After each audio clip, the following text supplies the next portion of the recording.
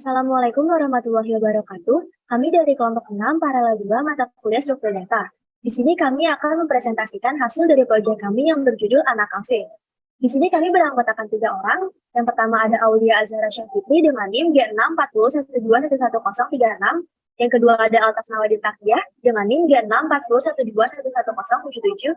Dan yang ketiga ada Novia Lestari dengan NIM G64012111013. Selanjutnya ada latar belakang. Struktur data merupakan salah satu metode untuk mengorganisir data dalam suatu komputer agar dapat diakses dan dikelola dengan efisien.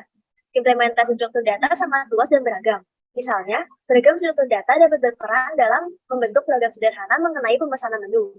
Penelitian ini bertujuan untuk membuat implementasi nyata pemesanan menu kafe dengan berbekal pengetahuan yang telah penulis terima dari mata kuliah struktur data, sekaligus dalam rangka memenuhi tugas akhir dari mata kuliah tersebut. Adapun struktur data yang digunakan dalam pembuatan program ini adalah LinkedIn, Vue, dan HashMap. Selanjutnya, ruang lingkup penelitian ini mencakup pemesanan menu kafe menggunakan struktur data Vue, LinkedIn, dan HashMap. Penelitian ini berfokus pada perancangan solusi agar user dapat memesan menu dengan mudah dan dengan tampilan dan suasana yang tidak membosankan. Bahasa pemrograman yang digunakan adalah bahasa pemrograman C++.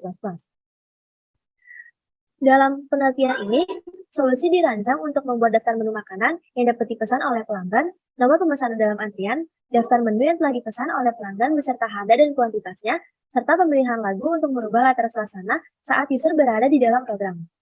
Di sini saya akan menjelaskan mengenai fungsi dalam struktur data. Nah, di sini kami menggunakan struktur data queue yang dibangun menggunakan linked list. Struktur data queue ini diimplementasikan untuk kelas antrian pesanan dan antrian lagu. Nah, fungsi-fungsi utama yang ada dalam struktur data queue ini ada fungsi enqueue, fungsi dequeue, fungsi isempty, dan fungsi last. Di struktur data queue ini ada fungsi enqueue yang berfungsi untuk menambahkan nilai ke dalam antrian. Kemudian ada fungsi dequeue untuk menghapus nilai dari antrian. Nah, nilai yang dihapus ini adalah nilai frontnya. Kemudian ada fungsi isempty, yaitu fungsi yang mengembalikan nilai boolean. Fungsi ini bertujuan untuk mengecek apakah antrian tersebut kosong atau enggak. Fungsi last ini akan mengembalikan nilai dari elemen terakhir antrian. Selanjutnya itu ada struktur data hashmap yang diimplementasikan untuk kelas menu makanan dan pesanan. Berikut merupakan fungsi-fungsi utamanya.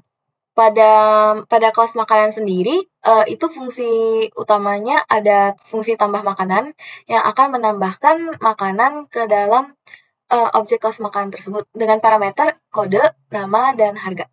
Kemudian ada fungsi hapus makanan yang akan menghapus makanan yang sudah ditambahkan dengan kode tertentu. Kemudian ada fungsi tampilkan makanan, ini akan mencetak nilai makanan, nama makanan, dan harganya. Kemudian ada fungsi get harga makanan yang akan mengembalikan nilai integer harga makanan. Kemudian ada fungsi string get nama makanan yang akan mengembalikan nilai string dari makanan dengan kode tertentu. Nah, di sini ada kelas pesanan. Fungsi utama di kelas pesanan ini ada fungsi tambah pesanan yang akan menambahkan makanan ke dalam objek dari kelas pesanan. Makanan yang ditambahkan itu ialah sesuai dengan kode makanan dan jumlahnya ialah kuantitas yang ditentukan. Nah, kemudian ada fungsi hapus pesanan bertujuan untuk menghapus daftar makanan yang sudah dipesan dengan kode makanan tertentu. Kemudian ada fungsi hitung total harga yang akan mereturn nilai integer dari total keseluruhan harga makanan yang dipesan. Nah, kemudian ada fungsi tampilkan pesanan yang akan mencetak nilai kode makanan, nama makanan, kuantitasnya, beserta harganya. Selanjutnya akan ada demo dari program yang telah kami buat. Selanjutnya kami akan menunjukkan demo dari proyek kami. Kami menjalankannya di Visual Studio Code. Bisa dilihat ini adalah tampilan pertama atau menu utama dari program kami. Dan juga bisa didengar terdapat lagu yang langsung mengiringi ketika program dijalankan. Ini adalah pilihan yang bisa dipilih oleh user. Misalkan kita ingin langsung menampilkan menu, kita pilih nomor 1, maka akan menampilkan rincian menu yang ada. Ini adalah daftar makanan dan daftar minuman beserta harganya. Kemudian ada juga pilihan yang bisa dipilih oleh user untuk menentukan langkah selanjutnya. Misalkan kita ingin langsung memesan menu. Kita lihat ini adalah nomor antrian yang ada, yaitu kita nomor antriannya 1 dengan kemudian kita akan memasukkan input bukan nama pemesan. Nama pemesan harus dimasukkan sebanyak 1 kata. Misalkan kita ingin masukkan kemudian pilih nama pesanan. Misalkan kita ingin memesan pancake, jadi kita pilih yang kode 1. Dengan untuk jumlah pesanan, misalkan kita ingin 1 pancake. Lalu bisa dilihat ini ada pilihan lagi, yaitu ada tambah pesanan, B atau M. Dan pengguna memilih Y, maka pengguna dapat menambahkan pesanan makanan tunggangan lagi. Namun ketika pengguna memilih N, maka pengguna akan langsung diarahkan kembali ke rincian tersebut. Misalkan kita ingin menambahkan minuman, misalkan macchiato banyak 1, lalu kita kembali ke macchiato.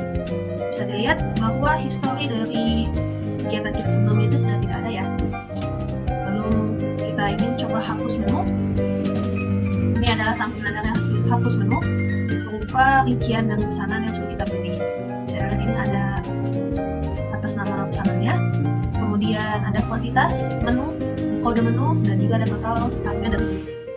Dimana kita memilih pancake sebanyak 1 dengan total harga 10.000, lalu macchiato dengan kuantitasnya 1 totalnya 20. Kode menu yang ditampilkan di sini ini berfungsi untuk menghapus menu yang ingin kita hapus.